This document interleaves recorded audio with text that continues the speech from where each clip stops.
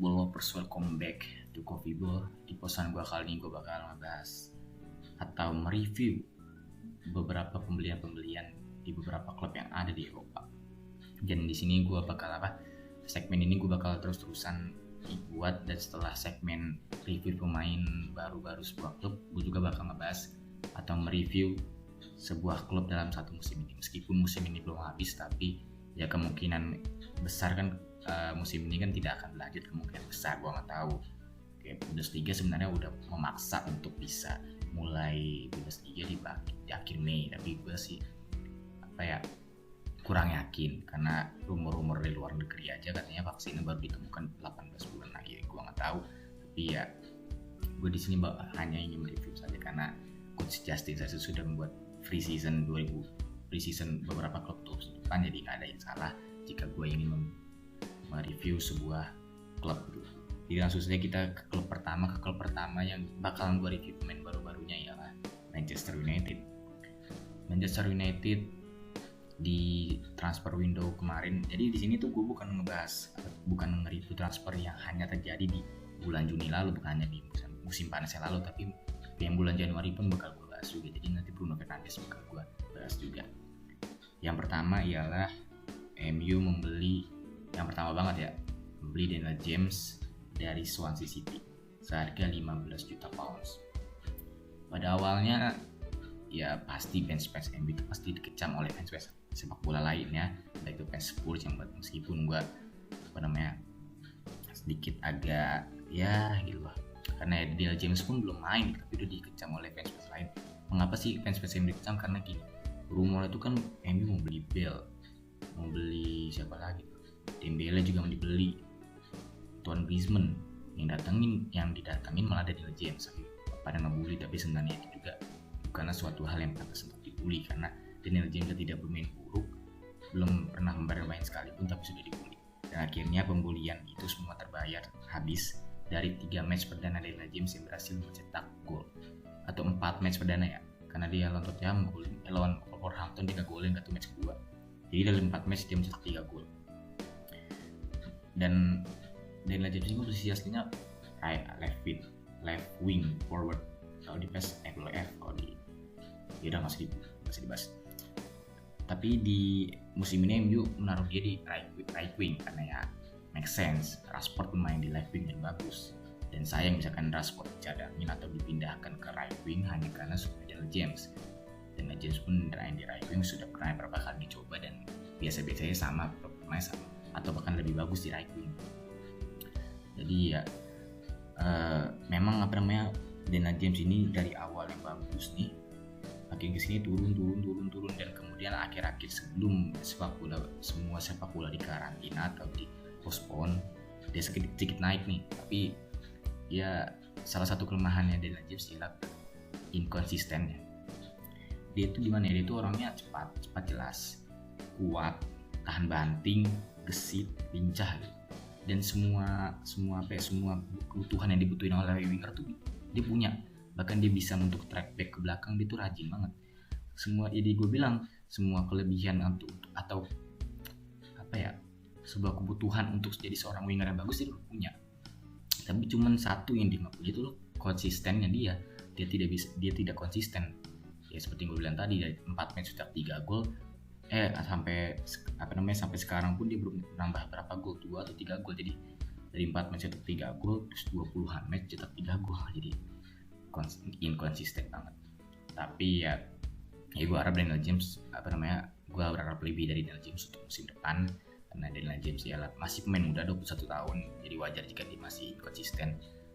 Dan kalau misalkan MU benar-benar ingin membeli Jadon Sancho, ya Daniel James memang harus secepatnya untuk berubah atau merubah permainannya. Dan kalau misalkan MU benar-benar beli Jadon Sancho, ya Jadon Sancho bisa jadi pemain utamanya dan Daniel James itu jadi super sub. Karena kan Daniel James yang tadi gue bilang cepat, dia bisa aja jadi super sub gitu. Jadi pada saat misalkan melawan yang parkir bis lawan Crystal Palace kan parkir bis banget tuh, Jadon Sancho tidak bisa mengotak-atik masukin Daniel James yang punya kecepatan itu ampuh banget untuk beberapa klub besar di Eropa seperti Barcelona yang menaruh Dembele di super sub gitu. dan itu menurut rating dari 1 sampai 10 untuk Daniel James. Kalau ngelihat ekspektasi Daniel James kan sedikit begini nih, tapi realitanya juga ya gak tinggi-tinggi banget, seginilah. Jadi ya menurut gue 7 dari 10 untuk Daniel James di musim ini. Gue tunggu performanya untuk musim depan untuk Daniel James. Terus ke yang kedua, pemain kedua yang dibeli oleh MU di musim 2019-2020 ialah Aaron Wan-Bissaka. Aaron Wan-Bissaka dibeli dari Crystal Palace harga 50 juta pounds. Dan pada awalnya orang-orang awam fans United itu yang tidak terlalu mengikuti Premier League, hanya mengikuti MU saja, itu berpikir bahwa 50 juta untuk Aaron Wan-Bissaka itu mahal banget. Karena ya 50 juta, duit dengan 50 juta lebih baik lu beli Joao Cancelo, lebih baik beli Nelson Semedo atau back kanan lainnya yang lebih terkenal daripada Aaron Wan-Bissaka. Tapi sebenarnya Aaron Wan-Bissaka pada saat di Crystal Palace ialah back dengan sifat defensif terbaik di Premier League. Itu sudah banyak banget yang mengakui itu. Bahkan selain itu, berfootball, kalian tahu kan berfootball, fanpage bola luar 55 juta followers bilang atau memposting dengan caption bahwa Aaron Wan-Bissaka ialah back kanan terbaik di Premier League. Bahkan bukan kayak Walker, tapi Aaron Wan-Bissaka. Jadi ya 50 juta menurut gue worth it, bahkan bisa sebenarnya lebih. Untung saja Crystal Palace tidak mata duitan seperti Tottenham. Jadi ya 50 juta bisa diambil dan MU dapatkan keuntungan. Dan datangnya Aaron Wan-Bissaka ini menutup lubang bek kanan yang ditinggalkan oleh Valencia. Karena setelah Valencia pergi musim lalu tuh tidak ada bek kanan yang bagus. Diego Dalot masih pemain muda, masih belum bagus banget. Crossing doang dia punya, tapi selain itu tidak punya keunggulan lain. Ashley Young, kalian tahu separah apa dia bermain di bek kanan. Darmian juga sama, buruk banget. Jadi ya datangnya Aaron Wan-Bissaka menutup lubang bek kanan yang selama ini tidak dimiliki oleh, atau semusim lalu tidak dimiliki oleh MU. Bahkan 2 musim lalu juga, karena ke Valencia di musim terakhirnya tidak jarang banget main. Dan selain menutup lubangnya itu, Aaron Wan-Bissaka juga membuat sisi kanan MU semakin kuat dalam defense, kuat dalam attack. Karena Aaron Wan-Bissaka juga tidak hanya mata-mata defense yang bagus, attack-nya juga bagus. Baru-baru ini kan setelah dikritik oleh beberapa pandit-pandit sepak bola Inggris, Aaron Wan-Bissaka itu kan katanya harus belajar attacking. Nah, kira Aaron Wan-Bissaka mengiyakan itu dan membuktikannya dia bisa belajar attack. Bahkan waktu lawan siapa gitu, crossing ke Rashford itu bagus banget. Jadi ya Aaron Wan-Bissaka dan Daniel James di sisi kanan membuat MU semakin kuat. Dan ya kita nantikan saja apakah. Dan fun fact-nya lagi, Aaron Wan-Bissaka di sesi training dia yang bilang, ya gue gak tau sih kalau dia yang bilang, mungkin aja itu hanya bercanda atau sombong, tapi ngelihat wajahnya Aaron Wan-Bissaka sini gak pernah bohong sih, mukanya kayak anak jujur. Aaron Wan-Bissaka itu tidak pernah dilewati oleh semua pemain MU, baik itu Bruno Fernandes, Daniel James, Rashford, Martial, tidak pernah dilewatin dalam sisi training. Dan itu adalah suatu sebuah fakta yang luar biasa. Ya misalkan MU ketemu Barcelona di Liga Champions nanti musim depan, menarik dinantikan jika apakah Aaron Wan-Bissaka bisa menggantikan Messi, meskipun Messi akan berhadapan dengan Brandon Williams atau Luke Shaw. Tapi mungkin bisa saja Aaron Wan-Bissaka ditaruh di kiri, bisa saja kan, karena ya tergantung pelatihnya lah. Oke, lanjut aja kita ke pemain ketiga yang dibeli, atau ini ialah pemain terakhir ya kan, Daniel James, Aaron Wan-Bissaka ya. Aaron Wan-Bissaka dan yang terakhir adalah Harry Maguire. 80 juta pound sterling dibeli oleh MU atau dibayar oleh MU ke Leicester City untuk mendapatkan Harry Maguire, yang pada awalnya orang-orang lagi-lagi mentroll MU karena membeli seorang back seperti Harry Maguire 80 juta pounds yang menjadikannya Harry Maguire sebagai back termahal di dunia, mengalahkan Virgil van Dijk yang sebelumnya 75 juta pounds. Kalau lihat dari segi kualitas, Harry Maguire ini menurut gue ialah back terbaik di Inggris. John Stones masih terkadang masih masih suka ngaco. Meskipun ya kalau yang kalian lihat musim ini sih kalian pasti bakal percaya apa yang gue bilang tadi, karena John Stones ini masih apa ya, kurang lah. Harry Maguire ini menurut gue ya lebih terbaik di timnas Inggris. Dan kalau misalkan 80 juta untuk MU atau 80 juta untuk Harry Maguire itu lebih ke faktor MU-nya sangat butuh. Maksudnya apa? Kayak gini dah. Kita ambil contoh ke pemain atau klub lain. Waktu itu Barcelona menjual Neymar sampai 220 juta euro. Dan pada saat itu Barcelona sangat butuh sekali kan untuk mengganti left wing. Akhirnya dia membeli Dembele yang seharga 105 juta euro yang sebenarnya bisa dibeli seharga 60 juta euro. Nah, ini sama halnya dengan MU. MU butuh sekali back. Setelah Smalling dipinjemin dan MU tidak memiliki back yang sepadan untuk menjadi partnernya Lindelof, karena waktu itu juga Eric Bailly cedera 6 bulan dan Rojo juga cedera-cederaan, Jones kalian tahu, jadi MU sangat butuh sekali back. Dan ya 80 juta itu memang seperti itulah, kan apa ya, gimana ya bilangnya, MU itu wajar jika dia membeli 80 juta euro untuk sebuah back terbaik di Inggris jika dalam keadaan seperti itu gitu loh. Ya, gua harap sih kalian ngerti lah maksud gua apa ya namanya, ya Leicester-nya pinter, ya MU juga nggak bisa dibilang pinter, nggak bisa dibilang bodoh, karena emang dia butuh banget. Itu udah Harry Maguire tuh dibeli di hari-hari akhir 80 juta euro. Masih mending Leicester City menaruh harga segitu. Untuk saja Harry Maguire nggak ditaruh harga 100 juta euro, bisa aja kan, kayak Anguissa Napoli di Laurentiis siapa gitu lupa susah namanya, naruh harga Corey Bali itu 100-an juta. Itu saja Maguire nggak seperti itu. Tentunya Leicester masih baik gitu. Oke, kita nggak usah ngebahas tentang harga kan, itu sudah terjadi. Dan gue bakal ngebahas tentang kualitasnya juga. Dia tuh berpartner dengan Lindelof. Di debutnya dia berhasil mencetak clean sheet yang menjadi man of the match dari sumber versi siapa ya, ada versi Premier League ya kemungkinan. Dan ya Harry Maguire itu tipe back yang tinggi, tipe yang cepat tidak, tapi dia badannya gede, jadi body charge tuh kuat. Ya di badannya gede ya pasti kuat lah. Terus juga dia main markingnya bagus. Yang sebenarnya Harry Maguire ini lebih cocok untuk berpartner dengan Eric Bailly. Mungkin ada yang setuju di fans MU dengan gua, karena pernah beberapa kali ketika Eric Bailly sembuh, dia kan sempat di duo partner itu bagus banget, cocok banget Harry Maguire dengan Eric Bailly. Tapi ya Ole punya pemikiran lain. Tapi tetap aja sih Harry Maguire sama Lindelof cocok-cocok aja, meskipun terkadang juga Harry Maguire sempat membuat blunder, tapi itu kan blunder ialah sifat manusiawi. Yang waktu itu juga ada Traoré lagi booming-boomingnya pada saat ketemu MU, bertemu Maguire nggak berkutik. Keren banget ya di Maguire ini, emang gue bilang jago main marking, jago emang. Dan sempat menjadi kontroversial ketika Harry Maguire dipilih jadi kapten MU, yang dimana fans MU lebih memilih jika David De Gea yang lebih cocok untuk menjadi kapten. Ada suatu teori fans MU yang cukup oke, ialah jika De Gea yang dipilih, ketika di depan lapangan atau di depan kotak penalti lawan ada suatu keributan, suatu konflik, maka kapten ini kan susah gitu, harus lari dulu, harus lari jauh. Tapi kan meskipun Maguire juga di belakang, tapi nggak terlalu ke belakang banget. David Dia di belakang banget, susah dong. Ya meskipun Casillas juga pernah seperti itu, tapi kan David Dia ini beda dengan Casillas.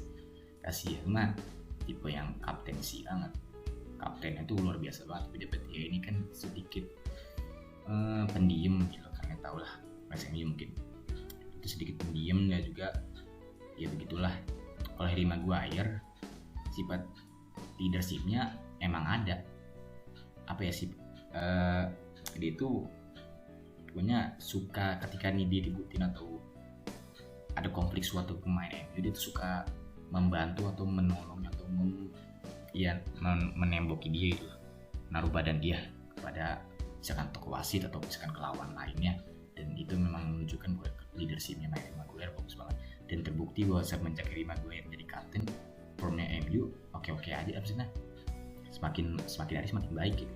Karena ya Harry Maguire, masalahnya gini nah, orang-orang berbicara bahwa Harry Maguire tidak cocok menjadi kapten MU karena terlalu cepat. Dia itu pemain baru. Tidak ada masalahnya pemain baru menjadi suatu kapten klub yang baru dia tempati. Itu tidak ada masalahnya. Kata siapa itu bermasalah? Itu tidak ada masalahnya sama sekali. Karena ya selama dia disegani, selama ia disukai oleh pelatih, selama dia bisa menenangkan ruang ganti klub itu sendiri, cocok banget untuk menjadi suatu kapten. Oke, lanjut aja kita ke pemain terakhir yang dibeli oleh MU di bursa transfer 2019-20 ialah Bruno Fernandes. Bruno Fernandes dibeli pada bulan Januari dengan seharga 55 juta pounds dengan add-on atau bonus 25 juta pounds, yang ada salah satu bonusnya dari 25 juta pounds itu bukan 25 juta pounds itu bonus segitu, tapi ada 5 juta, 10 juta, 5 juta seperti itu lah. Dan ada satu bonusnya yang 5 juta atau 10 juta, nggak tahu lah.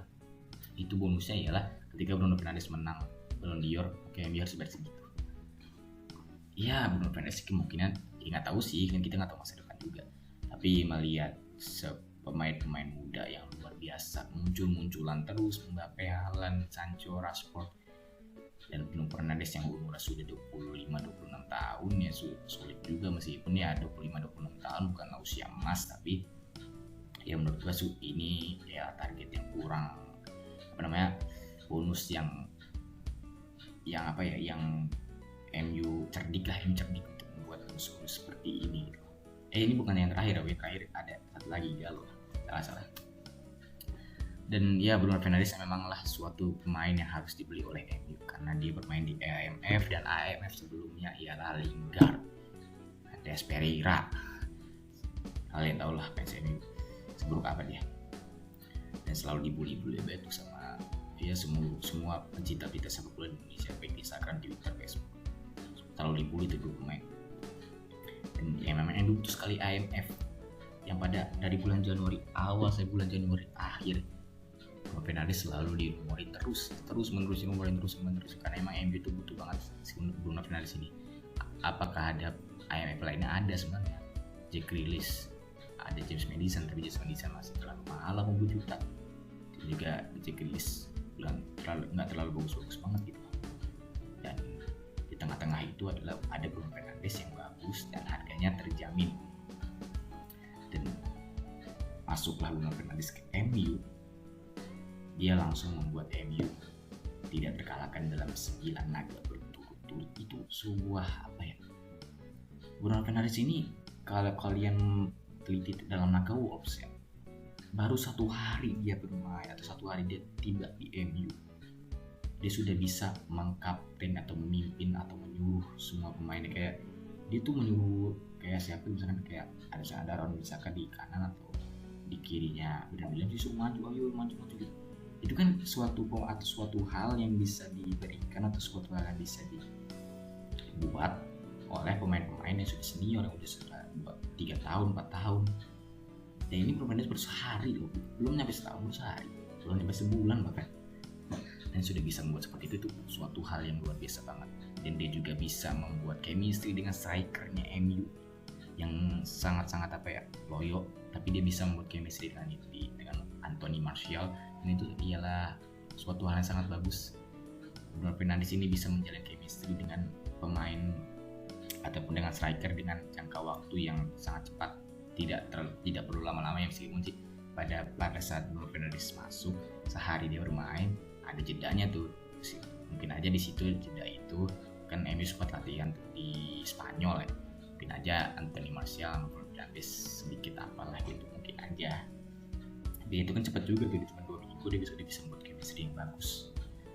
Dan Bruno Fernandes ini seperti dia itu tidak free roam, tidak seperti Coutinho yang free roam, tidak punya speed yang bagus, dan juga tidak tinggi gitu. Tidak punya duel atau body yang bagus untuk duel dengan pemain Inggris lainnya, tapi dia tuh punya suatu hal kayak seperti passingnya luar biasa sekali. Visi bermainnya itu yang jadi suatu kelebihan dia. Visi bermain Bruno Fernandes ini lebih dari rata-rata, bagus banget. Itu kayak Ozil lah, kalian tahu Ozil seperti apa, bisa bermain seperti itu lah Bruno Fernandes. Dan Bruno Fernandes juga punya kelebihan seperti Coutinho. Pressing di luar kotak penaltinya luar biasa sekali, dan MU sangat beruntung membeli Bruno Fernandes dengan harga 15 atau 55 juta euro. Dan pertanyaannya ialah apakah jika Bruno Fernandes cedera seperti apa MU, Bruno Fernandes kartu merah seperti apa MU, Bruno Fernandes lelah gimana, seperti itu pertanyaannya. Jadi musim depan MU harus melapis ya, pilih satu tips medis terserah MU. Terus poin terakhir ialah Odion Ighalo yang dibeli di akhir-akhir banget dengan seharga bukan seharga sih, dia itu dipinjemin, ada opsi pembeliannya. Odion Ighalo lagi-lagi seperti Daniel James dan Aaron Wan-Bissaka itu seperti Daniel James dan Harry Maguire, dia tuh dipulih lagi karena Odion Ighalo tuh cuma sekelas striker Liga Cina. Tapi sebenarnya kalau kalian ikutin pergerakan transfer klub Eropa, Odion Ighalo tuh sebelum masuk MU ya, musim 2020, di musim 2018-2019 pada saat Barcelona membeli Kevin Prince Boateng, sebelum itu Barcelona ingin membeli Odion Ighalo, itu Barcelona. Dia Barcelona itu sudah melihat Odion Ighalo bagus gitu. Jadi sebenarnya ya kalau misalkan kalian ikutin bola banget, ya kalian tahu Ighalo bagus gitu. Odion Ighalo yang top skor dia bisa dapat banyak banget gol di Liga Cina, dan juga dia adalah top skor Piala Afrika 2019. Odion Ighalo ini badannya besar kayak Lukaku, tapi satu hal yang dia miliki dan dia tidak dimiliki oleh Lukaku ialah kontrol bolanya yang bagus. Ya kalau Lukaku ya jelas banget lah, Lukaku tuh kontrolnya dijadiin bahan troll oleh semua fans sepak bola. Tapi Odion Ighalo ini punya kontrol yang bagus, cuman satu yang kurang itu ialah speednya. Ya wajar 30 tahun, tapi speed seorang striker tidak perlu dibutuhkan karena Odion Ighalo ini adalah striker target man. Buat apa dia sprint baik lebih baik transport atau intercept di kanan di kiri, nggak usah striker yang striker di tengah aja cari posisi gitu. Dan Odion Ighalo dalam beberapa match bisa banyak banget gol. Di Europa League digacor, di Premier League juga sudah mau digacor ini, dan kabarnya juga Odion Ighalo tidak mau dilepas oleh Shanghai Shenhua dan menawarkan 400.000 euro per pekan. Gila, di MU dia rela memotong gajinya di 300 ke 100.000, dan itu ialah suatu hal yang bagus banget karena Odion Ighalo ini adalah pemain yang sangat cinta dengan klub, dan itu yang harus dimiliki oleh MU saat ini, pemain yang mencintai klub. Tidak ada, jarang sekali yang ada seperti itu.